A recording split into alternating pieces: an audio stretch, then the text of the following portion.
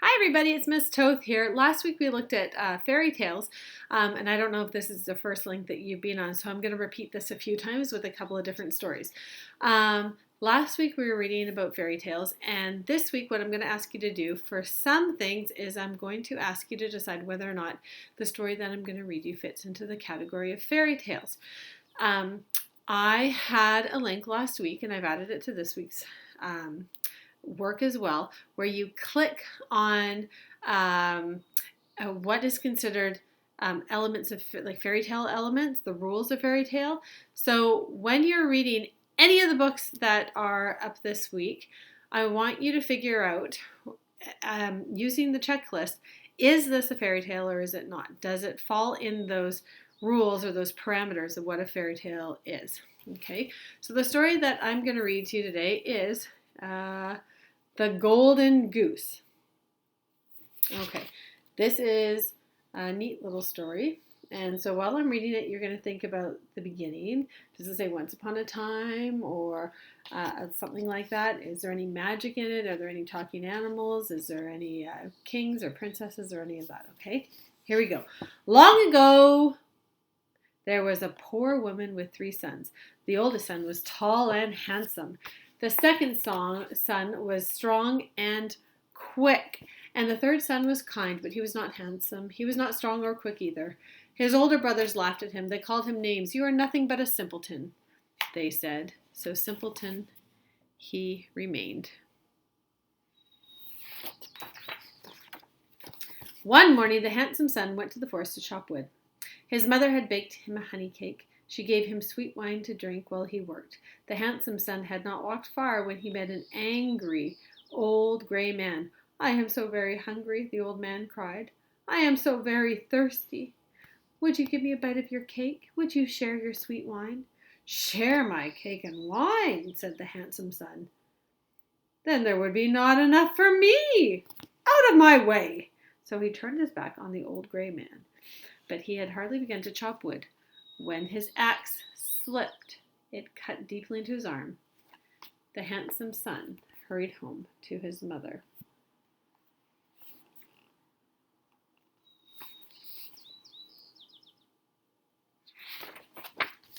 The next morning, the strong second son left for the forest. He took with him a honey cake his mother had baked. She gave him sweet wine to drink as well. But he had not gone far when he met an old gray man. The old man asked for a bite of cake and a drop of wine, but the second son replied, "If I give you any, I will have less myself. Away with you, I have work to do." The second son had hardly begun to chop when his axe slipped. He cut his leg so badly that he could barely limp home.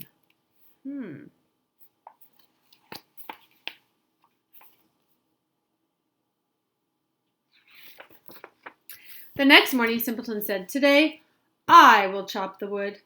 "Both your brothers have come to harm," said his mother, "and they are much smarter than you are." But Simpleton begged, and at last she said yes. There was nothing sweet for Simpleton, however. His mother gave him a hard cake, baked in ashes, and some leftover beer. When he reached the forest, Simpleton met the old gray man.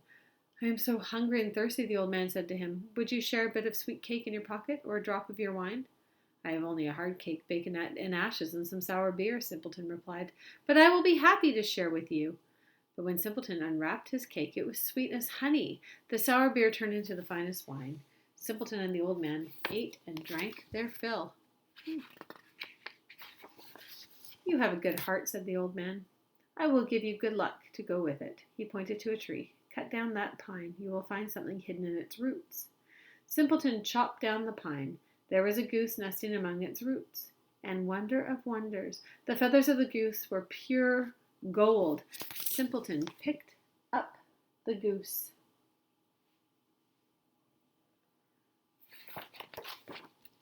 He carried it with him through the forest until he came to an inn. The owner of the inn had 3 daughters. "A golden goose," the oldest thought. "A few of its feathers will make me rich." She waited until Simpleton had gone to bed. Then she grabbed the goose to pluck out some feathers. But her hand stuck fast to the bird. She could not get away. "Help!" the oldest daughter cried. The middle daughter tried to pull her loose. She stuck tight to her sister. "Do not come any closer," they screamed at the youngest daughter. It was too late. She was already stuck to the other 2. In the morning, Simpleton picked up the goose and went on his way. He paid no mind to the three girls trailing behind him. But a parson saw the sisters running to keep up. "For shame," he scolded. "You must not run after a boy like that." He tried to drag the youngest sister away. As soon as he touched her, he stuck fast himself. Now the parson had to run after Simpleton too.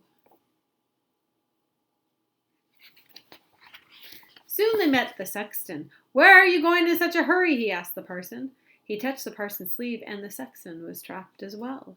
"Free us!" the sexton called out to two husky farmers on the road.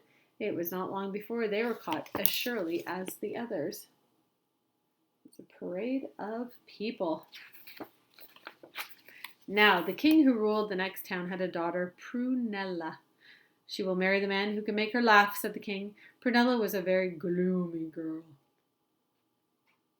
She rarely smiled, and she never, ever laughed.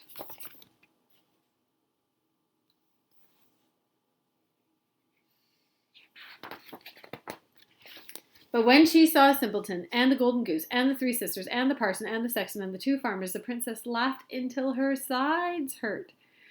"This is a man I will marry," she declared. But the king was not happy about a son-in-law named Simpleton. Prince Simpleton? It simply would not do.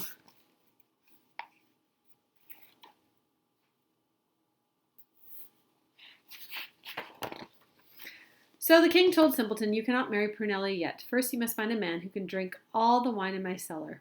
Simpleton was dismayed. The king had a very large cellar. Then he thought of the old gray man. "I will ask him to help me," Simpleton said to himself. He found the old man in the forest sitting on a fallen pine tree. "I am always so thirsty," cried the old gray man. "I never have enough to drink." Simpleton took him straight to the castle, where the old gray man drank and drank. By the end of the day, not a drop of wine was left. "Now we can marry," Simpleton said to Prunella.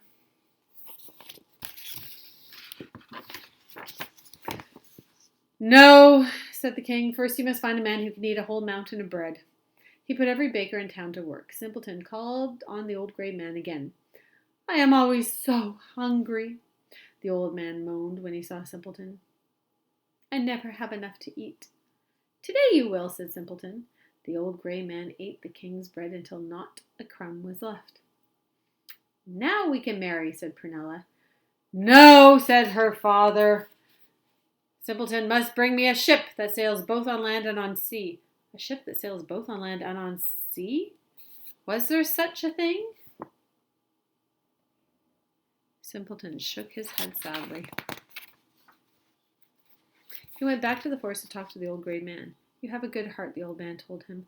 "So I have drunk for you and eaten for you, and I will give you the ship."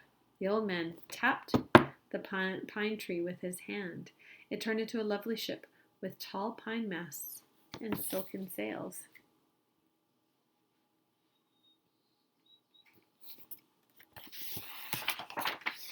Simpleton sailed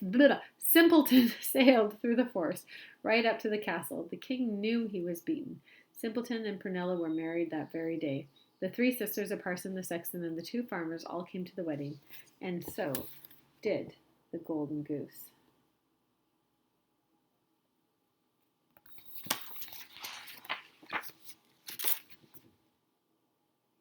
And that's the end of that. Okay, so other stories that you can read this week are The Balloon Tree. This one is one of my favorites. Stregonona, which is being told by a very famous actor. The True Story of the Three Little Pigs. The Frog Prince Continues. And The Stinky Cheese Man and Other Fairly Stupid Tales. Now, these three are all written by the same author. You can see those three. John, I always say his name wrong. Saiska, and I have the author reading this one for you on the website. Okay, so happy listening. Make sure you're doing some of the work. Thank you.